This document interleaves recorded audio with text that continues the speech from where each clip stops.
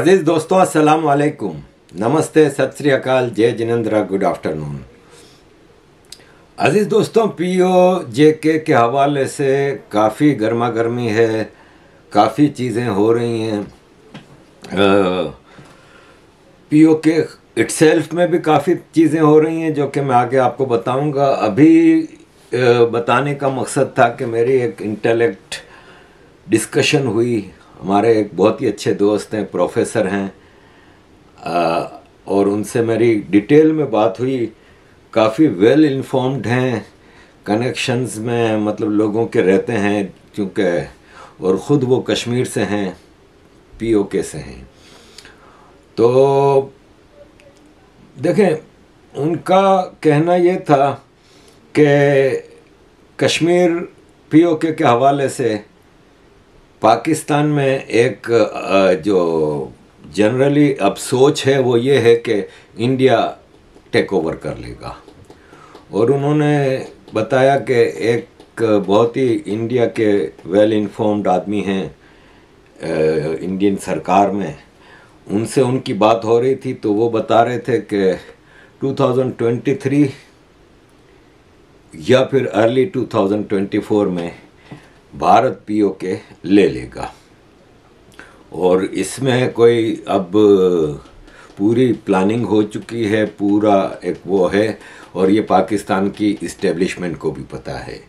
और पाकिस्तान के अपने अंदरूनी हालात इतने ख़राब हैं इकोनॉमी वाइज, फिर इस्टेब्लिशमेंट जो आर्मी है वो डिवाइडेड है मुख्तलिफ़ चीज़ों में, फिर तालिबान वाला मामला बहुत ख़तरनाक जा रहा है। और उन साहब का कहना था, जो इंडियन इस्टेब्लिशमेंट के आदमी थे, कि अगस्त 2021 में जब तालिबान ने अफ़गानिस्तान टेक ओवर किया, उसमें जनरल परसेप्शन ये है कि पाकिस्तान आर्मी ने तालिबान को पूरा सपोर्ट किया था। लेकिन उनका कहना यह था कि इंडिया भी तालिबान को बैकग्राउंड में काफ़ी असिस्ट कर रहा था टेक ओवर के लिए, क्योंकि अब इंडिया ने देख लिया था कि तालिबान पाकिस्तान आर्मी का दुश्मन है, तो दुश्मन का दुश्मन आपका दोस्त हो सकता है। और तालिबान का या अफ़गानिस्तान का भारत से कोई एज सच क्लैश नहीं है, और भारत से इनकी कोई वो भी नहीं है। इन्होंने कभी ग़ज़वा हिंद या कभी वो भी बात नहीं की, ना इन्होंने भारत के अंदरूनी मामलात पे कभी वो किया है। तो इसका कहना ये था कि भारत तालिबान से बहुत ही क्लोज़ कांटेक्ट में है और रिलेशनशिप में है, आज से नहीं 3-4 साल से है।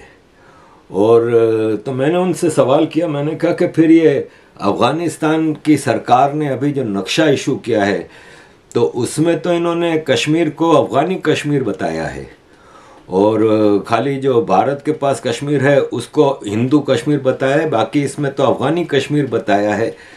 तो कैसे भारत इसको एक्सेप्ट करेगा? तो उसने कहा, देखें, बात दरअसल ये है कि पाकिस्तान, वो भारत है ना, वो गिलगित बल्तिस्तान और कश्मीर ले लेगा, और अफ़गानिस्तान के ज़रिए इस नक्शे को वो किया गया है ना, वो उसमें देखने वाली बात यह है कि वो पूरा केपीके और बलूचिस्तान का काफ़ी पख्तून बेल्ट है जो वो अफ़गानिस्तान में इन्होंने शामिल कर लिया है। और एक ड्यूरेन लैंड जो है ना, वो अटक तक है। अटक पंजाब का एक शहर है, पंजाब और केपीके के बॉर्डर पे, जो पंजाब और केपीके के बॉर्डर पे जो अटक है, वहाँ से ड्यूरेन लैंड तक केपीके है। तो तालिबान ने अटक तक ही नहीं अपना नक्शा शामिल किया है, बल्कि जेहलम तक कर लिया है। वो पंजाब भी काफ़ी हद तक ले रहे हैं उसमें। तो मैंने कहा, यार, तालिबान ने नक्शा तो बना दिया है, क्या वो पाकिस्तान आफ्टर ऑल एक मिलिट्री पावर तो है, उससे लड़ लेंगे? तो बोला, अकेले नहीं लड़ेंगे ना भाई, जब वो लड़ रहे होंगे तो फिर इधर से इंडिया भी तो पीओके और गिलगित बल्तिस्तान पे मामला वो करेगा ना, तो फिर पाकिस्तान आर्मी किस काबिल है? बोला, इकोनॉमी तो है नहीं, तो लड़ नहीं सकेंगे। तो अफ़गानिस्तान जो चाहता है पाकिस्तान से वो ले लेगा, और पीओके गिलगित बल्तिस्तान भारत के लिए खुला छोड़ देगा, वो भारत फिर टेक ओवर कर लेगा। और विद इन पीओ के गिलगित बल्तिस्तान भी सूरत हाल पाकिस्तान के फेवर में नहीं है, पब्लिक बहुत ज़्यादा पाकिस्तान के अगेंस्ट चली गई है। मैंने कहा फिर चाइना क्या करेगा?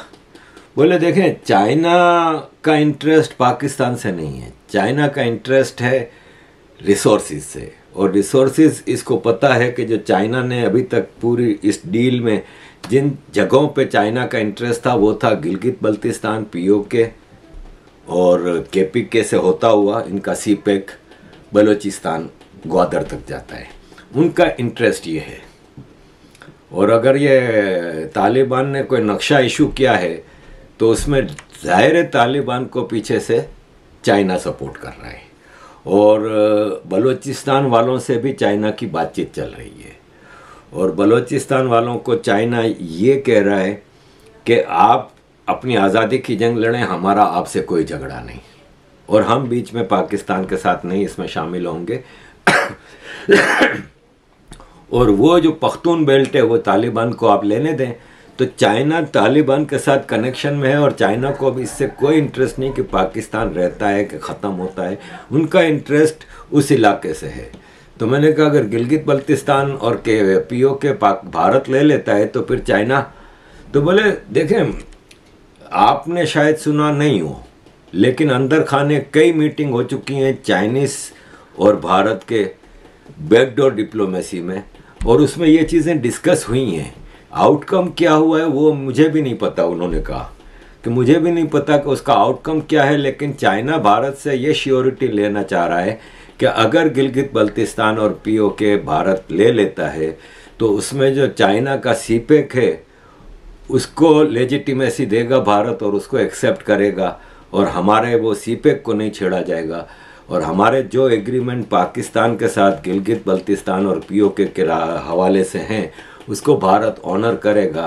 तो बोला इस पर कई बार डिस्कशन इनकी हो रही है, अभी भी होगी, और अभी तक उसमें फाइनल कुछ हुआ नहीं है, लेकिन नज़र ये आ रहा है कि भारत एक्सेप्ट कर लेगा कि चाइना का जो वहाँ पे वो इंटरेस्ट है वो कायम रहे।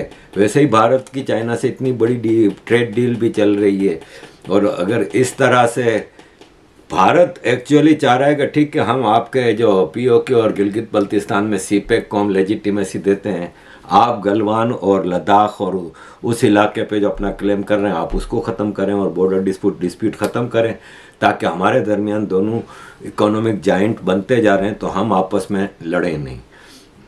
तो बोला ये ठीक है अभी टाइम लगेगा, लेकिन बोले ये भारत और चाइना के दरमियान एक बहुत ही ज़बरदस्त किस्म की एक अंडरस्टैंडिंग डेवलप हो रही है।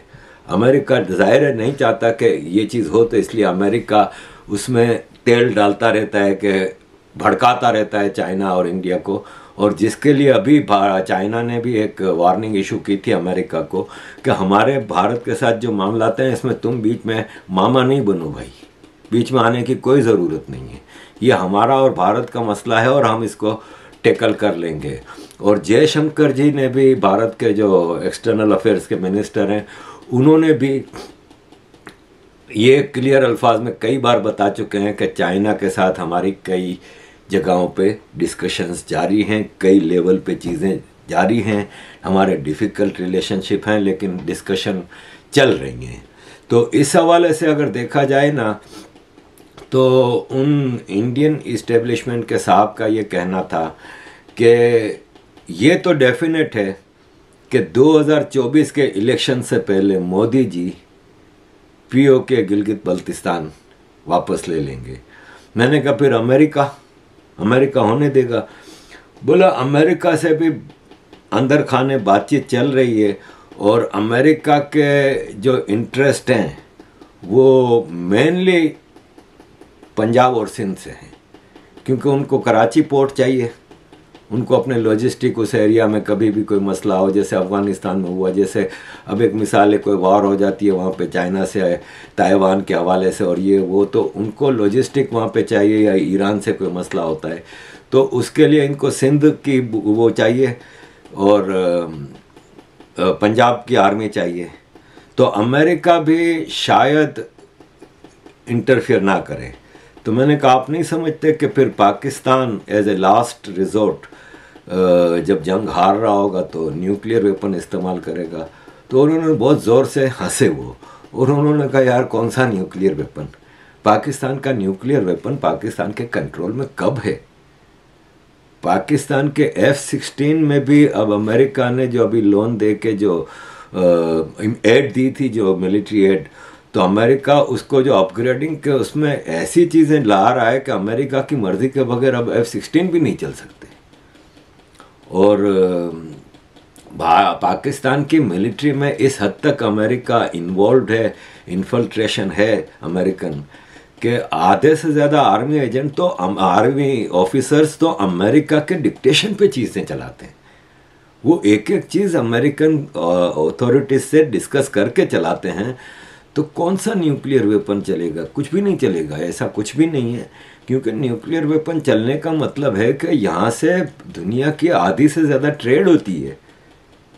बगल में Saudi Arab, Dubai, Abu Dhabi, Qatar oil producing countries हैं, ईरान है, साथ ही फिर इराक वगैरह लगे हुए हैं, फिर चाइना, इंडिया, इतनी बड़ी मार्केट है, फिर ईस्ट एशिया सारा पेट्रोल पे और इन चीज़ों पे जो डिपेंड करता है।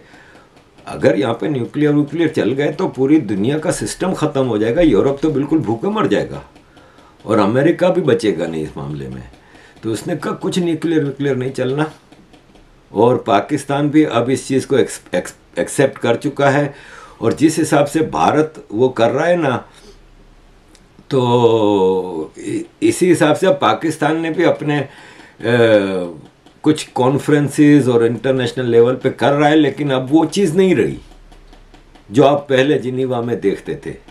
मैंने कहा कि मुझे तो अभी भी वही लग रहा है। बोला नहीं, अभी पाकिस्तान ने इनडायरेक्टली भारत को भी ये मैसेज दिया है कि ठीक है, कुछ लो दो कर लेते हैं, और अब हमारे पास भी इतना पैसा नहीं कि हम मिलियंस ऑफ डॉलर खाली इस इंटरनेशनल लॉबिंग पे लगाएं, हमारा अब इतना हम अफोर्ड नहीं कर सकते। तो let's solve things on table, कुछ दो और कुछ लो के ऊपर। तो ऐसे में यह है कि भारत भी पूरा अपना हिसाब किताब लेके चल रहा है। ये नज़र आ रहा है कि कश्मीर इशू इंडिया के नेक्स्ट इलेक्शन से पहले सॉल्व हो जाएगा, और मैं समझता हूँ कि भारत इसमें इंटरेस्टेड है कि पाकिस्तान इशू भी सॉल्व हो जाए। आप ये देखें लेटेस्ट डेवलपमेंट कि जैसे ही फैज़ हमीद रिज़ाइन करता है, टीटीपी पाकिस्तान से सीज़ फायर ख़त्म करता है। इसके अगले दिन अफ़गानिस्तान नक्शा इशू करता है, जिसमें आधे से ज़्यादा पाकिस्तान वो खा जाता है।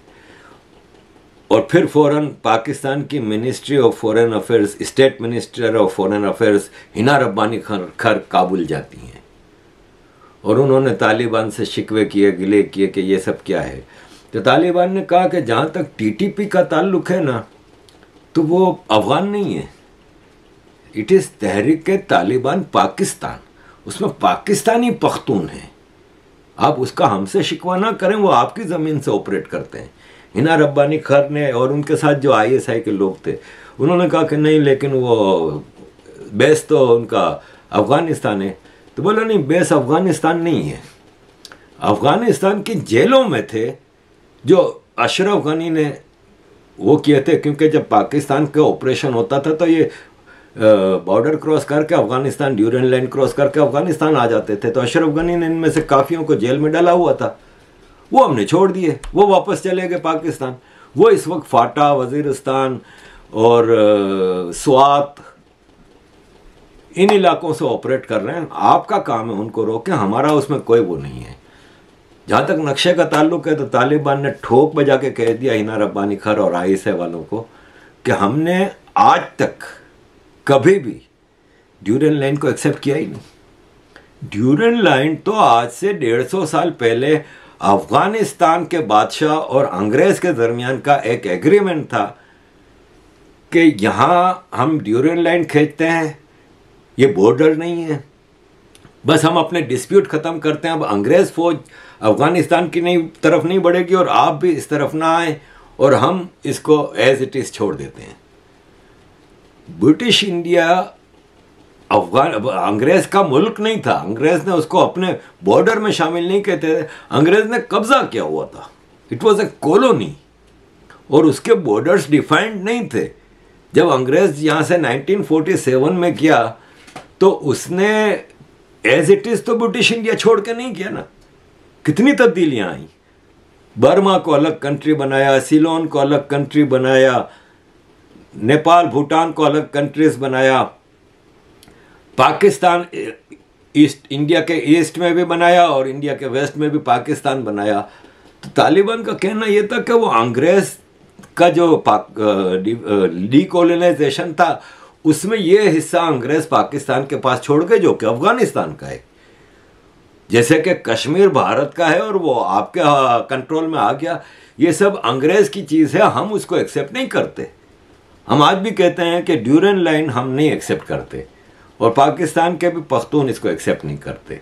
तो ये सारी बातचीत हुई मेरी, तो मैंने कहा कि आपके सामने रखूं कि POJK के हवाले से काफ़ी चीज़ें डेवलप हो रही हैं और ये ऐसे ही चीज़ें नहीं है हवा में, बैकग्राउंड में America, India China, India Afghanistan, Pakistan Afghanistan, Baloch और चाइनीज़, अमेरिका पाकिस्तान, ये सब बैकग्राउंड में खिचड़ी पक रही है। और जो हायरार्की है उनकी थिंक टैंक्स लगे हुए हैं जो इन सब मुल्कों की इस्टेब्लिशमेंट, और पीछे से चीज़ें हो रही हैं। ये बात तय है कि भारत के अगले इलेक्शन 2024 से पहले इस रीजन में काफ़ी जियोग्राफिकल चेंजेस आनी हैं। थिंग्स लुक, ऐसा लगता है कि नहीं यार ये सब हवा में बातें हैं, लेकिन ऐसा है नहीं, अब हवा में बातें नहीं है। अब एशिया में कुछ चेंजेस आनी है। दुनिया को पता है कि दो बड़ी सुपर पावर्स एमर्ज हो रही हैं, इंडिया और चाइना, और इनको एक अरसे तक लड़ा के रखा गया है। और मैं समझता हूँ कि चाइना, इंडिया ने तो कभी चाइना के साथ लड़ने की वो नहीं की, पहल नहीं की, लेकिन चाइना हमेशा बदमाशी करता रहा है। अब चाइना को समझ में आ गया है कि पूरे सिनारियो में हमारे लिए इंडिया से दोस्ती हमारी सस्टेन करने की गारंटी है। तो हम इंडिया से पंगा ना लें, और अगर इंडिया से हम बना के रखें तो हमारे लिए भी बेहतर होगा। और जो मसले हैं, बॉर्डर डिस्प्यूट्स हैं, उसको हम बैठ के सॉल्व कर लें। उसमें कुछ लो दो करना ही पड़ता है, और उसमें जाहिर है हर चीज़ भारत के लिए विन विन नहीं हो सकती, उसमें भारत को भी कुछ चीज़ें एग्री करनी होंगी। तो लेट्स सी अजीज दोस्त।